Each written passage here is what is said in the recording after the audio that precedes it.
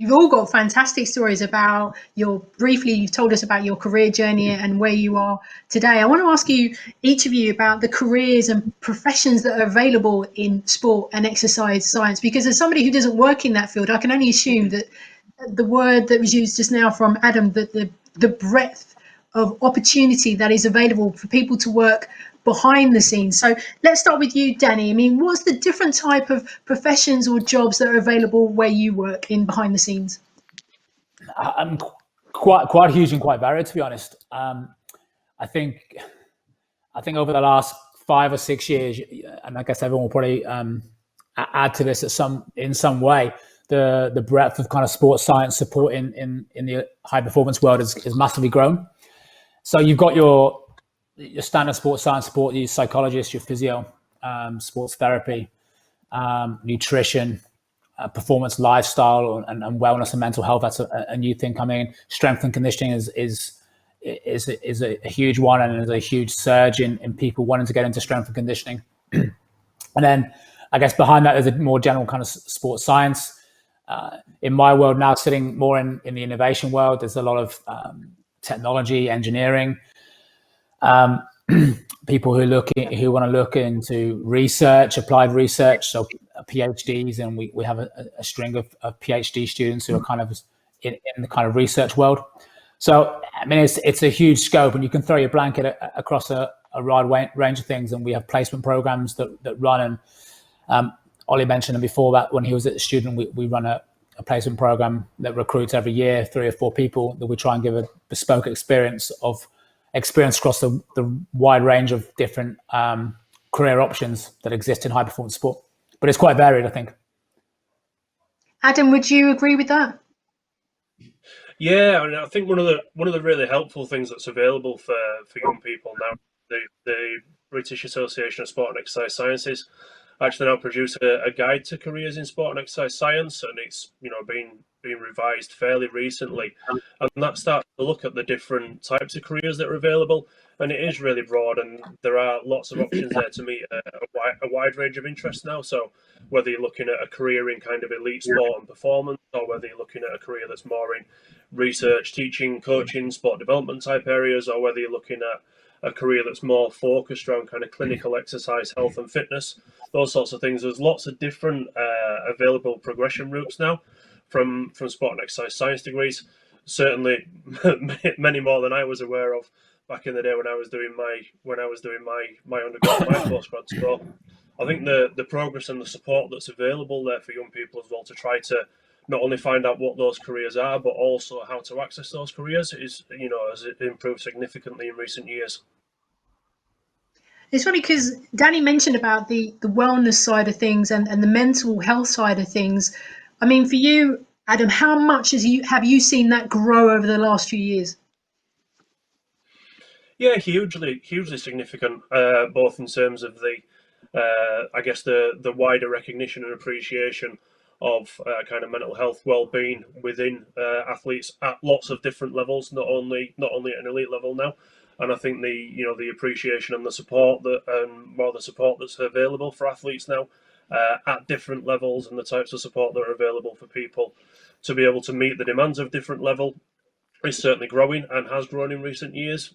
Again, as always, there'll be more work that can be done as our understanding of some of the different pressures and some of the different demands becomes more refined over time.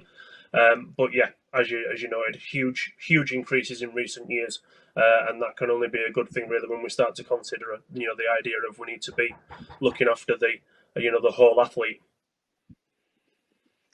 Amy, I want to talk to you about female coaches, because we've seen Judy Murray, she runs a program to encourage more females to get involved in coaching. We've seen a huge explosion in women being involved in football as well. We've seen a few female football managers. But when I speak to young people, in terms of young women, they're still a little bit nervous about becoming coaches. How can we make it more attractive for women to join the rank and file, if you like?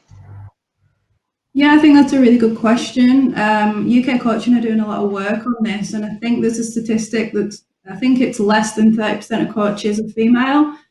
So, and 30% might be really high. I might be kind of over exaggerating there, but I think there's a lot of work that is being done, and there is still to be done around how we attract females to coaching. So, for example, even on a lot of coaching degrees, there's a much higher percentage of male to female. And I think one of the main things and one of the most obvious things is how we use people like Judy Murray and other people as role models to make sure that, you've got to kind of see it to be it. And there's been a big push for that more recently, especially within women's football.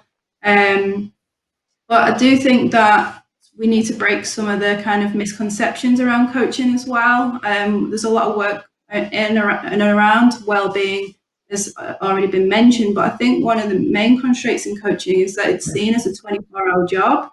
And it's, especially for women with children and families, there's kind of the whole stereotype around kind of, being able to manage family and career. And there's some research done in Norway that found that women at the age of 29, the number of female coaches was decreasing.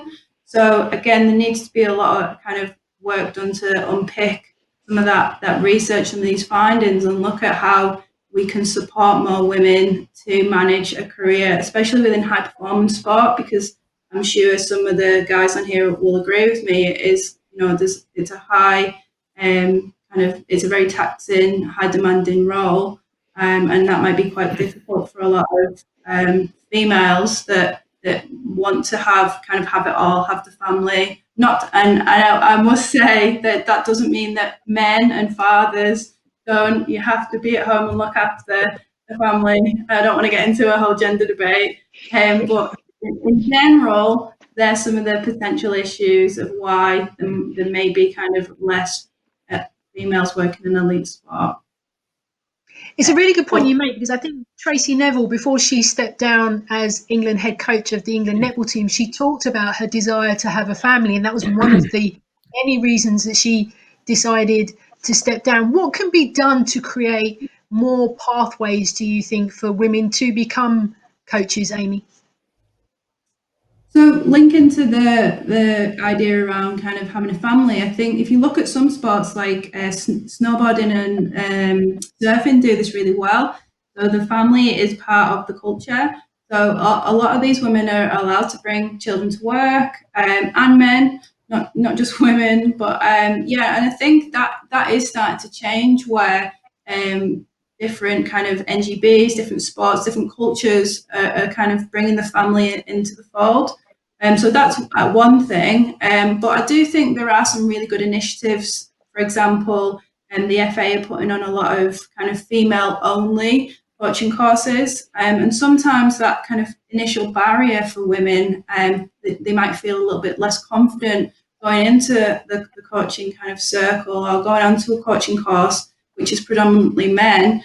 They may feel kind of a little bit inferior in that situation. Some women, not all, but the FA are doing a really good job and have put on some female-only initiatives. Similarly with cycling, and they've British Cycling have done a big initiative to try and attract a lot more female coaches, and again putting on kind of more female-only kind of programs and courses. So I think the first step is to provide them opportunities for females in coaching and in them circles, and then also recognizing that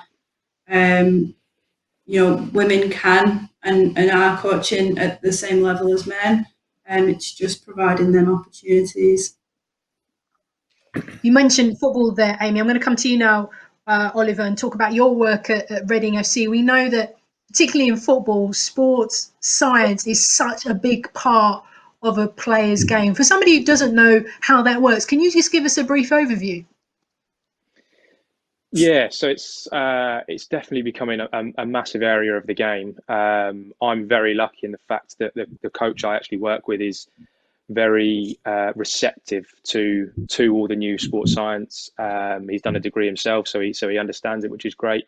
But it's everything now it's not just about getting players on the pitch, running them until they're sick in pre-season and just doing the technical, tactical stuff. It's all about how can we make these players elite athletes, and how can we make them as fit as we possibly can to reach that next stage. Everything from nutrition, GPS analysis, hydration assessments, fitness testing, strength and conditioning. I remember when I first started, I came into it and there was my boss and then like another person similar to me. So we had 3 people in the department. I look at it now, we've now got 5 sports scientists. We've got a strength and conditioning coach. We're hoping to get a nutritionist in, and that's just in the academy. We've got 3 analysts, 5 physios. The broad range of people now working in football outside of the coaching is ever increasing, which is really promising. Now, what I would say is I would always see us as support staff. So the players are there to become footballers, but we will do everything we can to, like I said, improve them from a physical side of things or a psychological side. We have 2 psychologists working at the club as well. But it's all about building relationships as well and having good connections with people. So yeah. You make such an excellent point, Oliver. The fact that 5-10 years ago, sports science, and particularly football, wouldn't have been thought about at all. And now it's such a crucial part of a player's life and part of a club as well. And I guess you're quite lucky, as you mentioned, that you have a club that has bought into that and seen it very much a part of the club's DNA. Would you agree with that? 100%. Again, it goes down to the mentors that I had when I first started. They've really built a good culture at Reading, but it's not just at Reading. It's at clubs all across the country now. Everybody seems to be embracing it, trying to improve those little 1% to get more wins on the pitch, because that's what it's all about at the end of the day. From an academy side of things, it's about getting players into the first team, and obviously first team is about winning. But it's definitely grown within the past 8 years that I've been there. It's moved on dramatically, and I think it will only continue to improve as we move along.